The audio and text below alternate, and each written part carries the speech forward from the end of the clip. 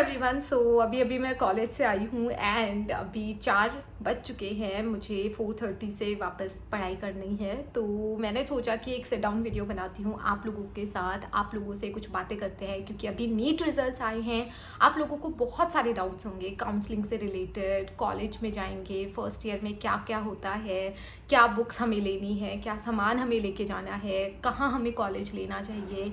So basically जब आपका NEET result आता है उसके बाद आपका पूरा जो प्रोसेस है वो स्टार्ट हो जाता है। ठीक है, जरूरी नहीं है कि आपका सिलेक्शन हो रहा है तभी आपको ये वीडियो देखनी चाहिए। नो, अगर आपका सिलेक्शन नहीं भी हो रहा है देन अगेन आपके लिए भी एक प्रोसेस यहाँ पे स्टार्ट होगा कि आप एक ड्रॉप लेंगे या क्या करेंगे। अगर आपने मेरी नीट जर्नी देखी है तो वो काफ़ी लंबी रही है। ठीक है, एक बार में तो मेरा भी सिलेक्शन नहीं हुआ था।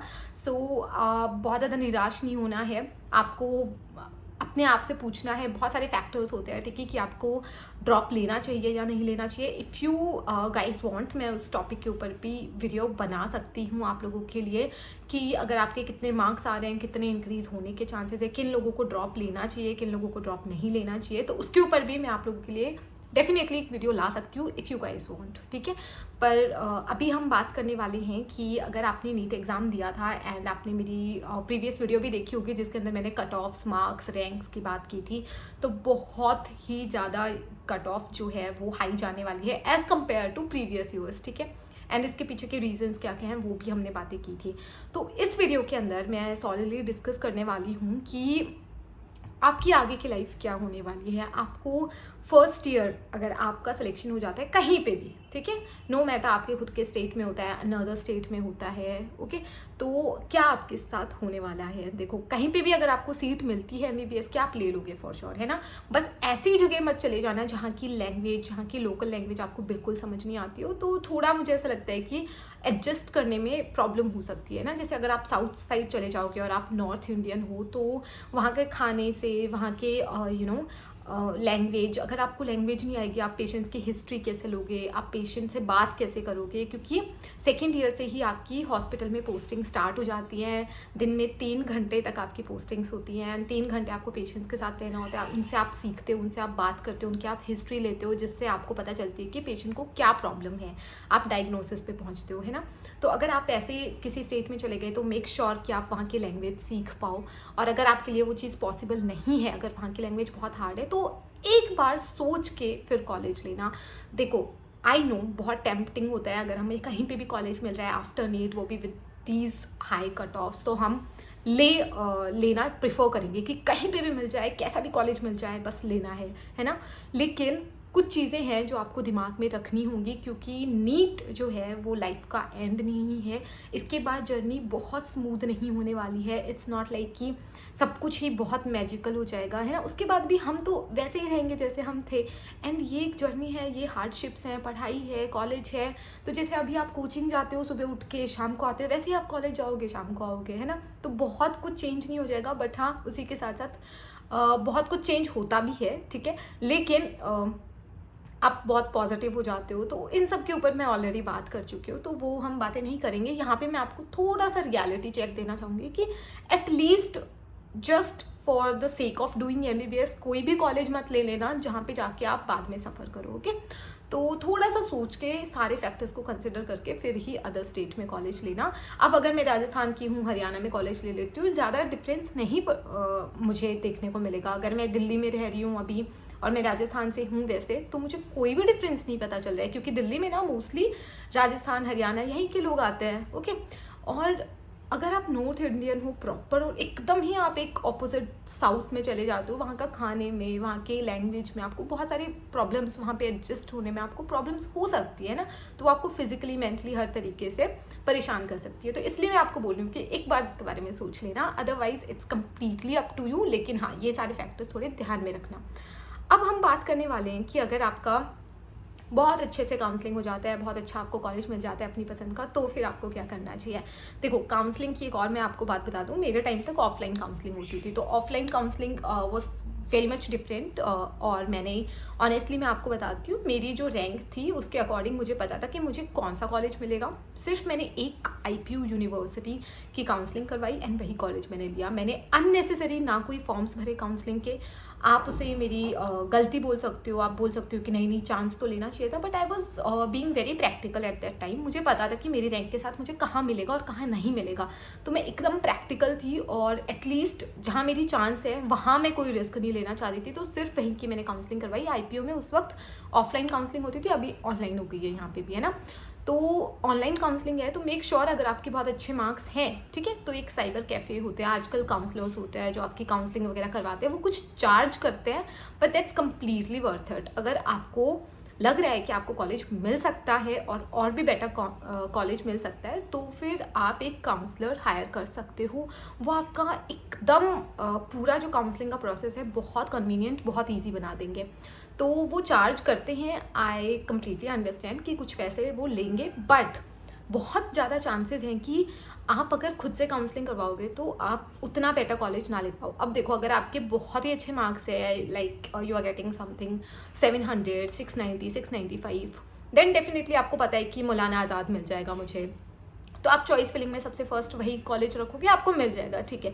लेकिन कई बार ऐसा होता है लोग बॉर्डर लाइन पे होते हैं ना, तो ऐसे केसेस में काउंसलर्स उनकी हेल्प कर सकते हैं। बाकी आपकी जो कोचिंग इंस्टीट्यूट है वो भी आपको काउंसलर्स वगैरह प्रोवाइड कर सकती है, तो वहाँ पे भी आप हेल्प लेना। ओके, आपका स्कोर जो है अगर वो बॉर्डर लाइन पे है, लाइक 620, 630, जहाँ पे आपको लग रहा है कि एक अच्छे और कॉलेज आपको मिल सकता है अगर आपने काउंसलिंग थोड़ी भी बेटर करवा ली, तो ऐसे केसेस में मुझे लगता है आपको थोड़ी काउंसलर की हेल्प ले लेनी चाहिए। इट्स कम्प्लीटली फाइन अगर थोड़ा पैसे लग भी रहे हैं तो, पर आपको एक बहुत अच्छा कॉलेज मिल जाएगा जो आपकी पूरी ज़िंदगी का सवाल है। आपको वहाँ पे 5.5 साल रहना है ना, तो सोच समझ के अच्छे से काउंसलिंग करवाना। काउंसलिंग का भी 1% रोल होता है कि आपको कॉलेज जो है वो कैसा मिलेगा, क्योंकि कई बार चॉइस फिलिंग में इन सब में हम गड़बड़ कर देते हैं और हम हमारी पसंद का या कोई भी बेटर कॉलेज जो है वो लूज़ कर सकते हैं। I don't have much idea about online counselling क्योंकि मैंने नहीं करवाई, तो ये मैंने आपको बहुत ही ऑनेस्टली यहाँ पे बता दिया।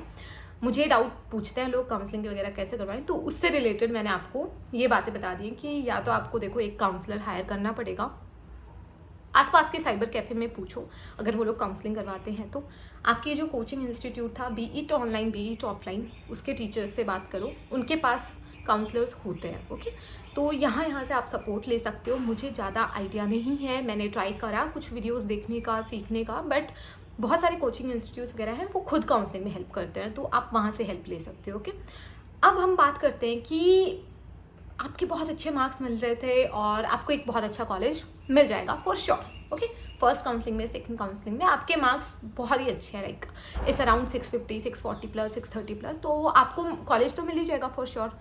तो ऐसे में आपको बहुत सारे डाउट्स होंगे कि अब मुझे क्या क्या खरीदना चाहिए, मुझे क्या क्या लेना चाहिए, कौन सी बुक्स मैं परचेज़ करूँ, हॉस्टल जाने की शॉपिंग स्टार्ट कर दूँ या फिर नहीं। तो इस केस में मैं आपको बताऊँगी कि बिल्कुल इम्पल्सिव शॉपिंग मत करना, बिल्कुल भी खुशी में, एक्साइटमेंट में बहुत सारी शॉपिंग मत कर लेना जो चीज़ें हो सकता है आपके कॉलेज में यूज़ ही ना हो। ओके, आपको मैं एक छोटा सा यहाँ पे एग्जांपल दूंगी। जैसे हमें फर्स्ट ईयर में बोला गया था कुछ इंस्ट्रूमेंट्स खरीदने थे, मैं बारी बारी आपको बताऊंगी, ठीक है। आपके ऊपर बहुत बर्डन मैं नहीं डालना चाहती हूँ क्योंकि देखो मैं तो 4 साल से कॉलेज में हूँ, तो मेरे लिए तो ये बहुत छोटी छोटी बातें हैं, बहुत ही एम टाइप की बातें हैं कि ये तो नॉर्मल सी चीज़ है ना। बट आप एक नीट एस्पिरेंट थे अभी तक, आपने मेडिकल लाइफ अभी देखी नहीं है, तो अगर मैं बोलूँगी नी हैमर रखना है, स्टेथोस्कोप रखना है, स्फिगोमैनोमीटर रखना है, तो आपको लगेगा ये क्या है, क्यों चाहिए, है ना। तो अभी हम ज़्यादा ओवरलोड नहीं करेंगे चीज़ों को। आपको मैं फर्स्ट ईयर के सब्जेक्ट्स बता देती हूँ।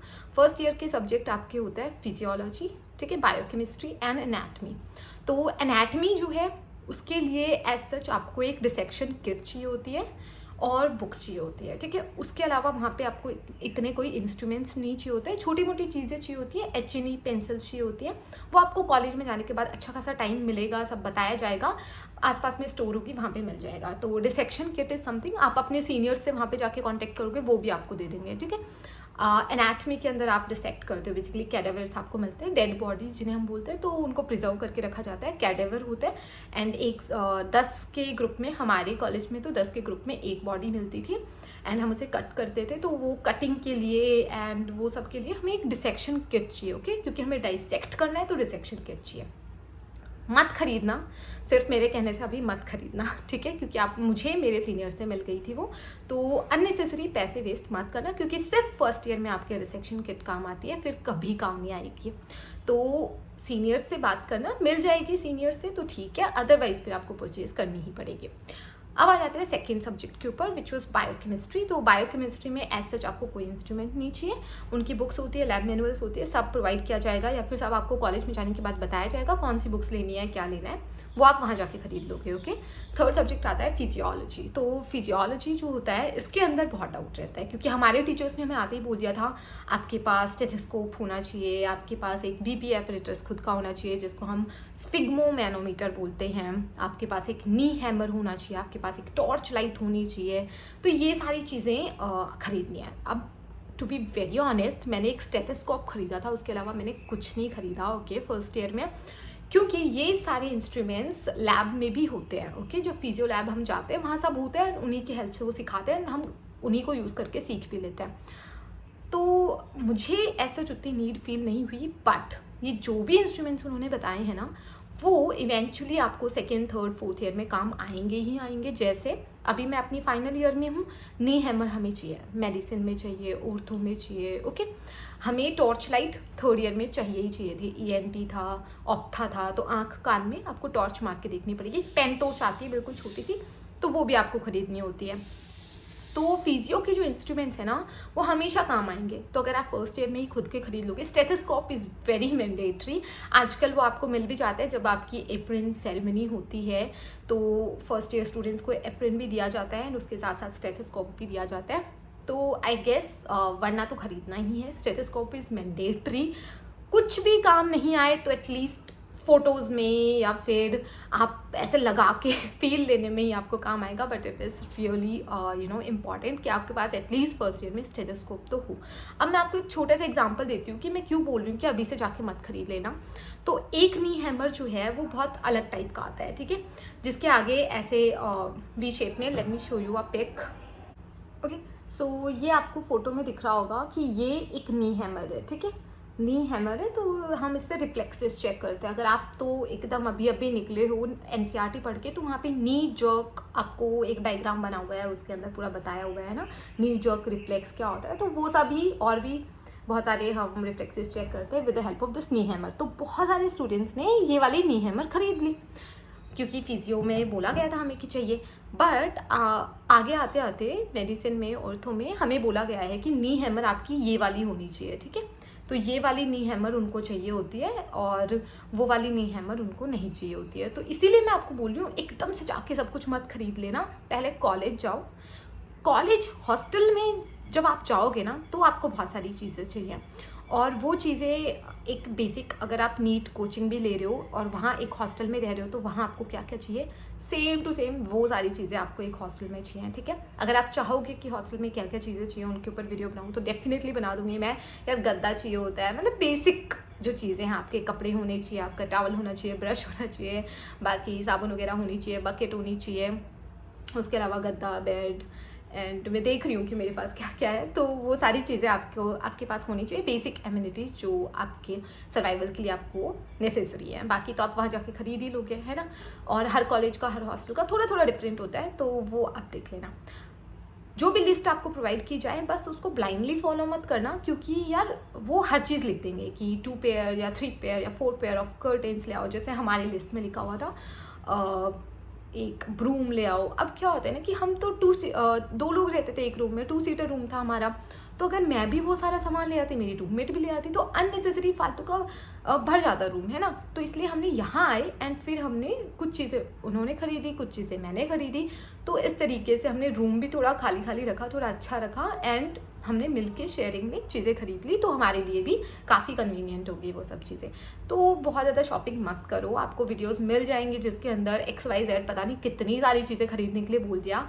एक तो आप ऑलरेडी अपनी काउंसलिंग पे ध्यान देना है आपको, अभी से शॉपिंग बहुत ज़्यादा नहीं करनी है। फर्स्ट ईयर की, सेकेंड ईयर की, थर्ड ईयर की, फाइनल ईयर की बुक्स कौन सी चाहिए, सेपरेट वीडियो आएगी उसके लिए, ठीक है।